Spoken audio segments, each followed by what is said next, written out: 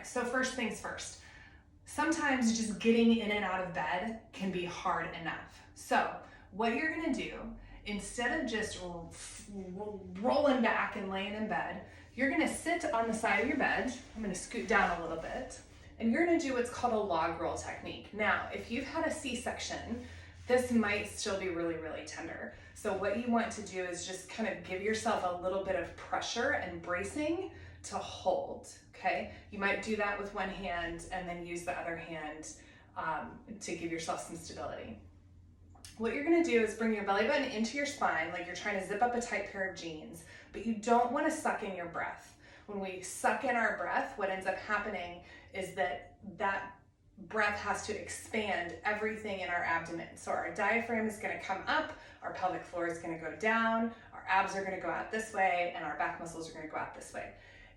If we don't have good control over that pressure management and we're holding our breath, a lot of times the only place for that air to go is down, and that's what creates pressure problems within the pelvic floor.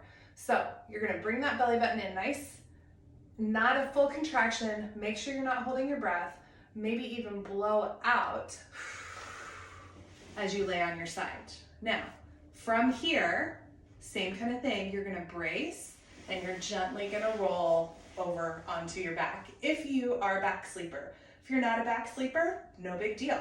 You just got on your side and you're good to go. Now, the next thing that you're gonna do is just work on getting your belly muscles woken up. Okay, so we just went from being out here with this big, beautiful pregnant belly, and now we're down to, I don't know, maybe somewhere halfway, right?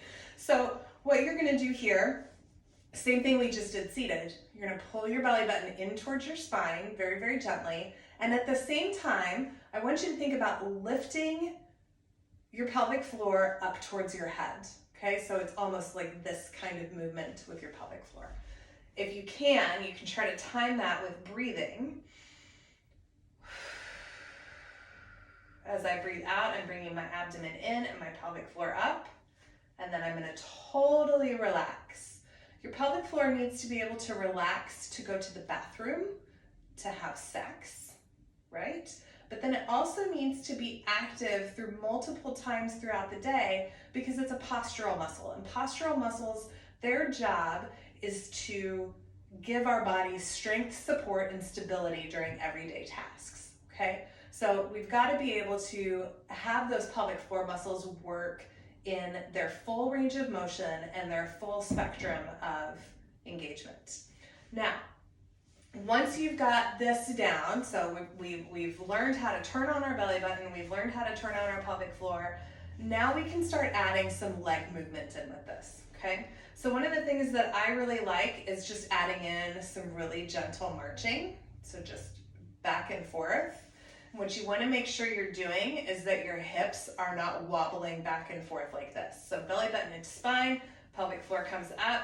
Maybe put your hands on your hip bones to make sure that you're not hula dancing, okay? And you're just gonna very gently lift one leg and the other.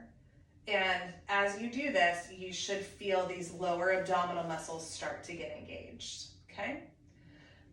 That's it, okay? Super, super simple. Now, let's say we need to get up out of bed, belly button in tight. We're gonna reverse what we just did and sit back up, okay? So remember, you can start turning those muscles on as soon as you're home and as soon as you're ready. You don't have to wait.